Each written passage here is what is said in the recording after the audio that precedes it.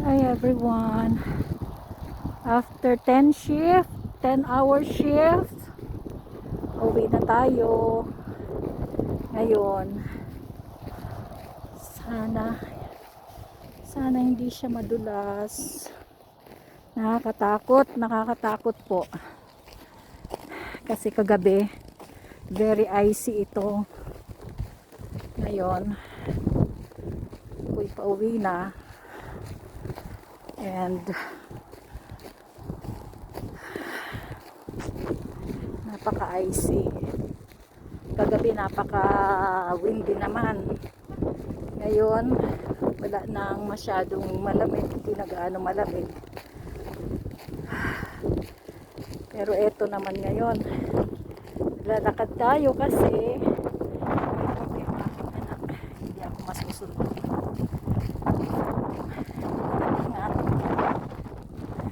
Ingat lang tayo sa paglalakad. Kailangan piliin yung tatapakan. Ayun, this is not okay, hindi naman siya madulas. Kala ko madulas siya. Anyways, let's do this. Kaya natin to hanggang bahay. Pag ako nadulas, alam nyo na, tapon yung aking cellphone. Pero no, ayoko mangyari yan dahil this is slippery.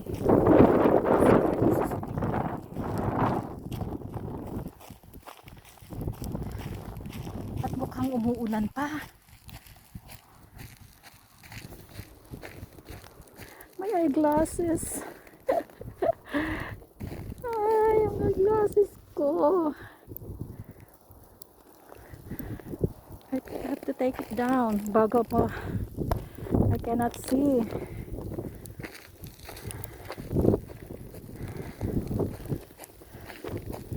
Hindi ko alam kung ulan siya or snow. Nakakatakot mo. Masapos ako. Eyeglasses. Huwag ka. Diyan ka lang ha. Take care.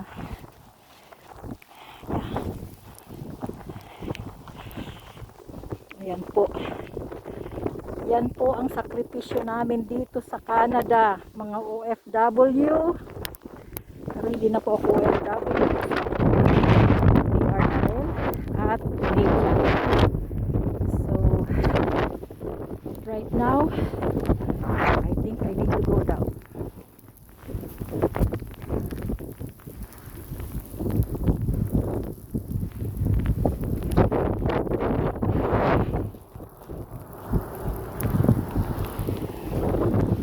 Be careful sa aking mga tatapakan kasi nakakatakot. So ito ano yan, madulas. So iwas tayo dyan, dito tayo sa maputi. Pero minsan itong puting ito sa ilalim pala basa. Diyan ako nadali before. Nadulas talaga ako. Nadulas ako sa gitna ng intersection ng kalye. Buti na lang, stop yung dito sa dadaanan ko, stop siya. Sa gitna talaga ako nadulas.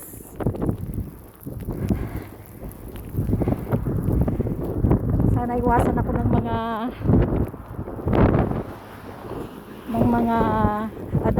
sasakyan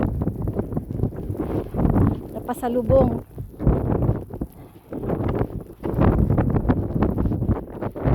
Sabihin nun, nakukuha mo pang mag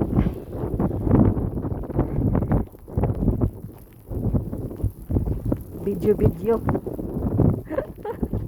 Nakuha pa pang mag video, sumasama na nga ng panahon. Anyways, I just want to show you guys yung mga sakripisyo na aming mga nasa abroad na hindi po lahat ng nasa abroad ay lucky enough. Sa may init na lugar, okay lang. Pero sa kagaya namin, we have 4 season. At yung winter ang napakahirap talaga.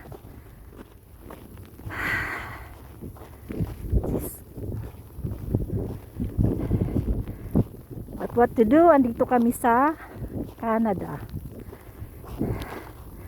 Dito na talaga, embrace na namin to. Pero ito, tingnan mo. Oh, madulas po yan. Tricky. Oh my goodness. Dito tayo sa kabila. Sa may damo. There you go. Yeah. Sa damo na ako dadaan kasi yung pavement madulas. Nakakatakot madulas.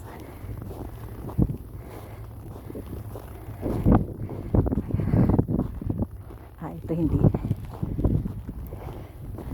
Pipiliin mo yung pipiliin mo yung lugar na tatapakan. Oh my goodness.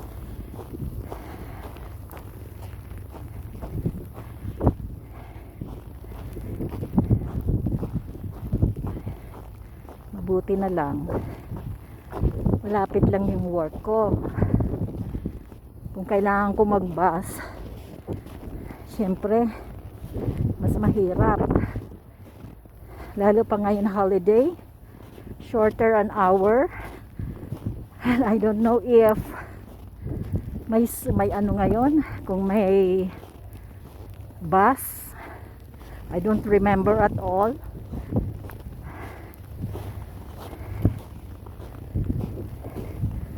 Kung may bus nga ba o wala. Oh, bumabaon yung ano ko, sapatos ko. Okay, I'm almost there. Malapit na po ako sa aking bahay. How many minutes I'm walking? Oh my goodness.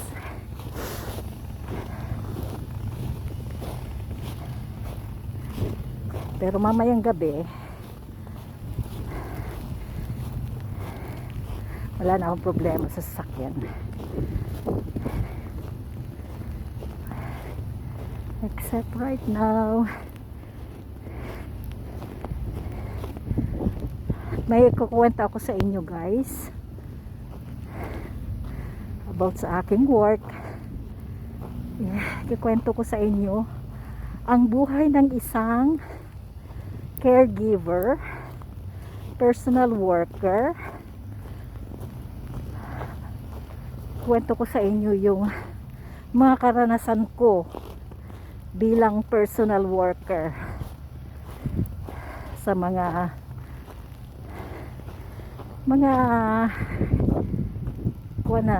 senior. These are in the retirement home. They are retired people spending their last moment of their lives in a retirement home. Ikukwento ko sa inyo yan. But for now, I want to reach that place. That's my home, where my home is. And yeah, it's not that long. Oh my goodness. Ang saya-saya. Diba? Kala nyo masarap sa Canada, ha? No. Not on winter season. Oh my goodness. Okay, I'm here. I'm here. Finally, I'm here. Holy crap.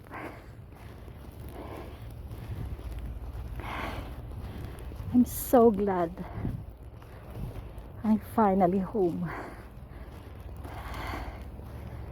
Okay, that's my house. I live in an apartment.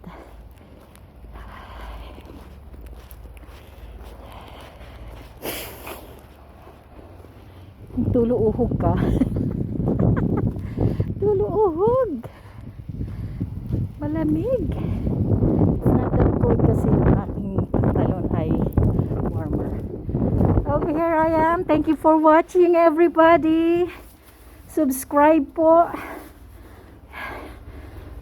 Try to subscribe. Give me a thumbs up. And share. Thank you, everyone.